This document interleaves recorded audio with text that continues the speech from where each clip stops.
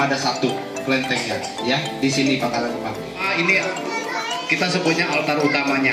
Altar utamanya itu dewanya dewa bumi.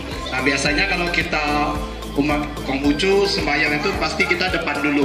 Nah, depan ini kita memang sembahyangnya ya sama ke Tuhan Yang Maha Esa.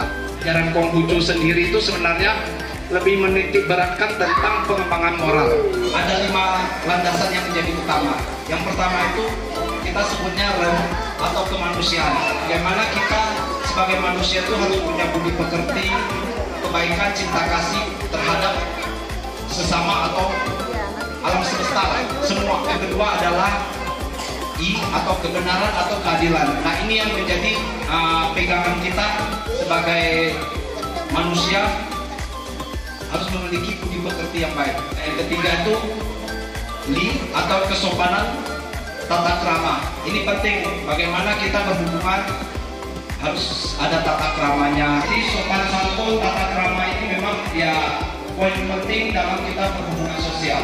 Yang keempat itu atau kebijaksanaan. Kebijaksanaan di sini maksudnya ya kita bisa menentukan mana yang benar dan yang salah. Jadi dalam kita berperilaku, bertutur kata atau melakukan apapun, ya kita harus bijaksana, bisa menilai mana yang benar dan yang salah. Kelima adalah sid atau integritas, kepercayaan. Nah, bersikap jujur dan bisa menepati janji. Nah, ini yang penting. Jadi ya kita jadi orang harus bisa dipercaya.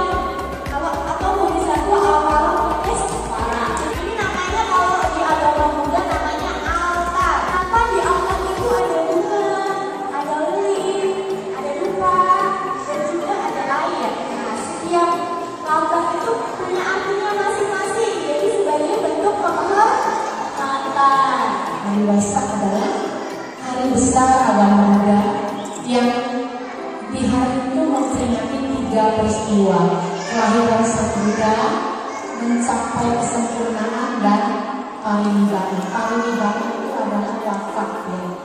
Kalau kenapa mencapai kesempurnaan? Karena Sang Buddha bermeditasi di bawah pohonnya. Dan Buddha itu menjelaskan bahwa hidup itu adalah duka. Ya. Duka, terus bagaimana melepaskan duka, keluar dari duka, dan seperti itu. Dalam agama Buddha, ajaran agama Buddha itu disebut Dharma atau Dhamma. Kenapa saya sebut Dharma atau Dhamma? Karena itu bahasa Pali dan bahasa Sanskerta. Itu kalau bilangnya Dhamma, berarti itu adalah ajaran Buddha. Di agama Buddha itu selalu disuruh menjalankan sila, 5 sila namanya. Tetapi 5 ajaran moral yang harus dilaksanakan per rumah tangga. Itu misalnya dilarang membunuh, dilarang dilarang berkata bohong dan minum minuman keras, minuman keras yang menyebabkan lemahnya kesadaran.